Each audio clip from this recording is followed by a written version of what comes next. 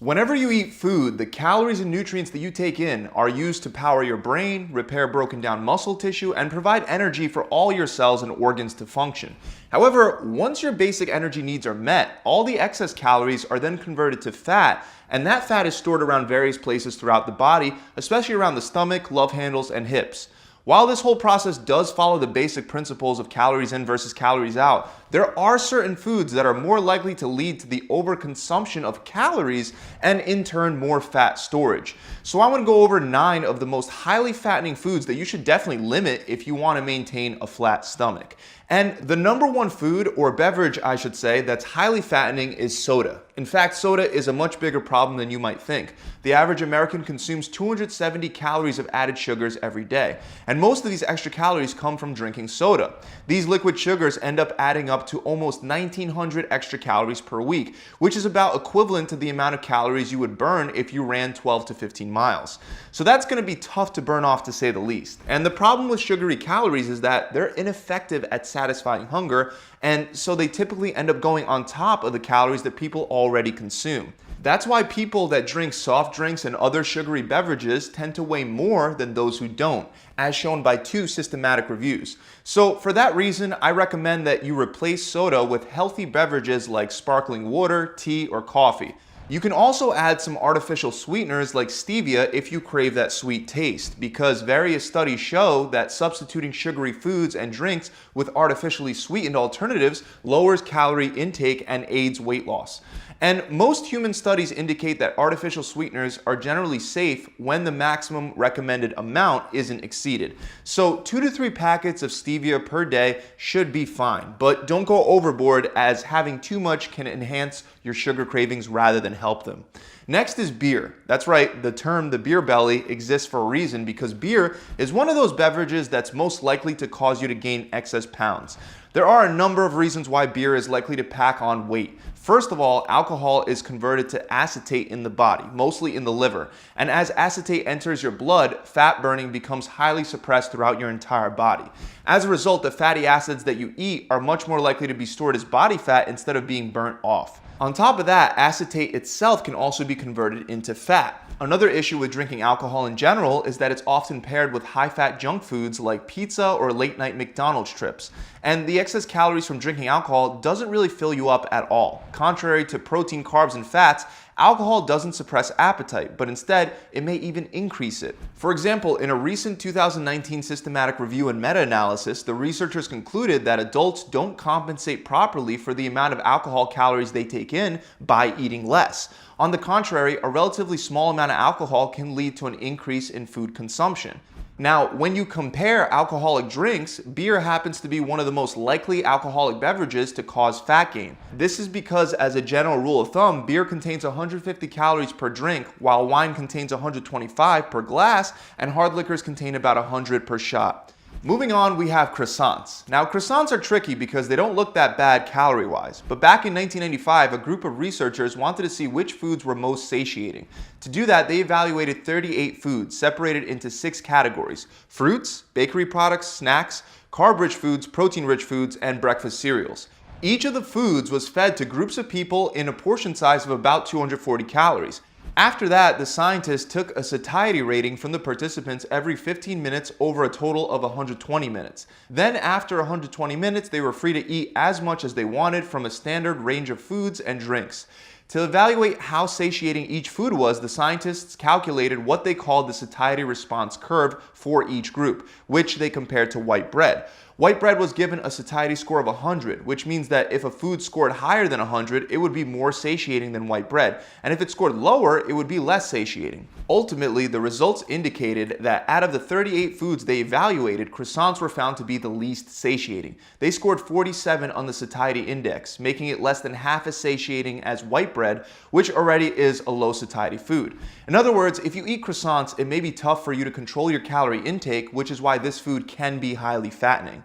Now, if you're looking for an alternative carbohydrate to croissants, the study indicates that you may want to try potatoes, as those were found to be 7 times more satiating than croissants. Next, we have cookies. Cookies are most often made from ingredients that don't fill you up, like flour, sugar, and butter.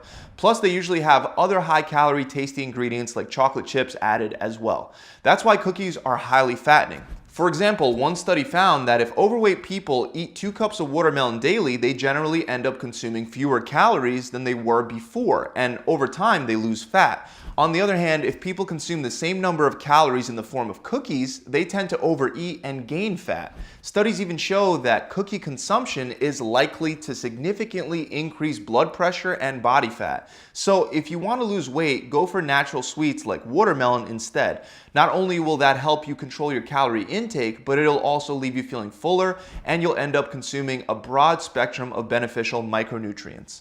Another sneaky high-calorie food is cooking oil. Now, don't get me wrong, dietary fat is essential for health, and cooking oils like avocado oil and olive oil offer a broad range of beneficial effects. But there is a problem. Cooking oils are the most calorically dense food group available while having only a minimal effect on satiety. Combine that with the fact that it's easy to use a lot more cooking oil than what's needed to cook foods and make them taste great. Using too much oil actually happens to be the #1 way that cooking oils can become extremely fattening. For example, given that 1 tablespoon of olive oil has 119 calories, adding 3 of those to your daily meals means you'd end up consuming an extra 357 calories. Now, this doesn't mean that you have to avoid cooking oils, especially those that are healthy like avocado oil and olive oil, but it does mean that it's important to be careful with how much oil you use. An excellent tool that can help you with this is an oil mister. It can significantly reduce the amount of oil that ends up in your pan. Of course, there are many ready-to-use cooking sprays that you can just buy at your grocery store, but generally they're not ideal because they usually have highly processed and unhealthy vegetable oils like canola or rapeseed. Instead, I'd recommend buying a separate oil mister and then adding either avocado oil or olive oil yourself. Next, we have something that goes hand in hand with beer, French fries. With a typical 5-ounce serving containing about 427 calories, French fries can definitely be considered a highly caloric junk food.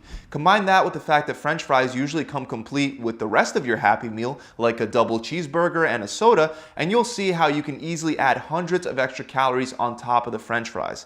Aside from the fact that French fries are highly caloric without filling you up, they also have another downside. They tend to come with a lot of salt. Now, sodium itself doesn't cause fat gain because it's actually calorie-free, although on a side note, it can cause weight gain by forcing your body to retain more sodium in your cells, leading to an increase in overall water retention.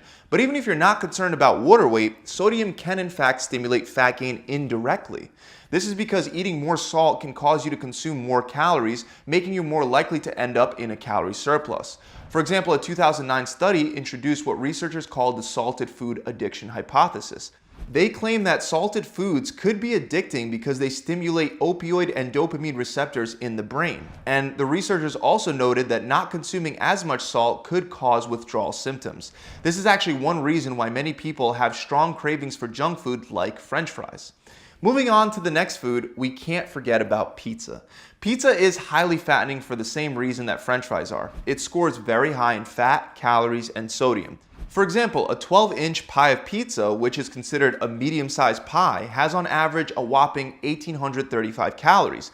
Now, I know it may come as a surprise, but when I was in college, I routinely saw people that would wolf down a whole medium pie to themselves after a night of drinking. Now, imagine that you wind up eating 2 of these medium pies throughout the week. Well, that would be just about enough calories to gain a whole pound of fat. On top of that, if you go for a night out and you add up the calories from a few too many beers, a 12-inch pizza, and a soda, you might eat more than those 3,500 calories in a single night. Which, like I said, it might sound completely crazy, but alcohol makes you do some completely crazy things. So either get better at managing your willpower after drinking or avoid these very high-calorie foods after a night out. Next, we have a food that you don't need alcohol to overconsume. I'm talking about peanut butter. Now, the thing is that peanuts aren't inherently bad. In fact, studies link peanut consumption to a reduced body weight and improved health. But The problem is that when it comes to peanut butter, it's very easy to eat a whole lot more calories than you would if you were eating regular peanuts.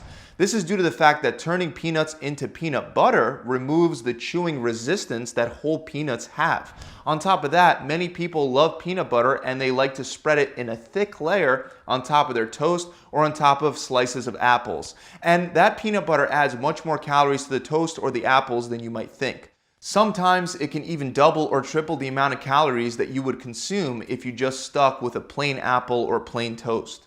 One last issue with peanut butter is that most brands are commercially prepared, which often adds vegetable oils, sugars, and salt, all of which make the food tastier but less satiating and higher in calories. So even though there's nothing wrong with the natural varieties of peanut butter as long as you can ensure that you stay within your set caloric target, the problem is that eating too much peanut butter throughout the day could make it almost impossible to stay within the desired calorie range and cause fat gain. Finally, last but not least, we have potato chips. Over a 20-year period, scientists from the Harvard Medical School assessed over 120,000 men and women, and they looked at how particular changes in their lifestyle would influence their body weight over 4-year incremental intervals. And what they found was very interesting. The lifestyle change that was most strongly associated with gaining weight over a 4-year period was increasing the number of potato chips eaten. So why were potato chips so strongly associated with weight gain? Well, one reason is that they're very high in calories for the amount of volume they occupy in your stomach. 100 grams of potato chips contain on average a hefty 536 calories. But that's not all. Another important factor to note is that snacks like potato chips are typically paired with watching television or a movie, especially late at night. And since people tend to eat a lot more calories when eating distracted, especially when they do so in the evening, it's no wonder that researchers found increasing potato chip intake tends to cause weight gain. So those are the 9 foods that you shouldn't necessarily be afraid of, but you should definitely limit in your diet if you want to get lean and maintain that lean look. Of course, all of these foods can be included in moderation, but be careful because it's easy to go overboard and gain body fat in the process.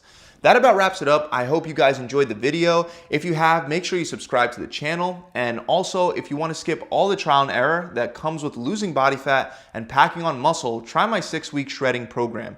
It provides a done-for-you step-by-step plan that details exactly what you should be eating and exactly what you should be doing at the gym only 3 days per week to get into the best shape of your life. With a full exercise library, a recipe book, and a dedicated personal coach included, losing weight and burning fat is made easier than ever, and that's why so many of my clients are losing at least 20 pounds or 5% of their body fat in only 6 short weeks. To find out more, click the link below in the description, or you can just visit my website directly at gravitytransformation.com. See you guys soon.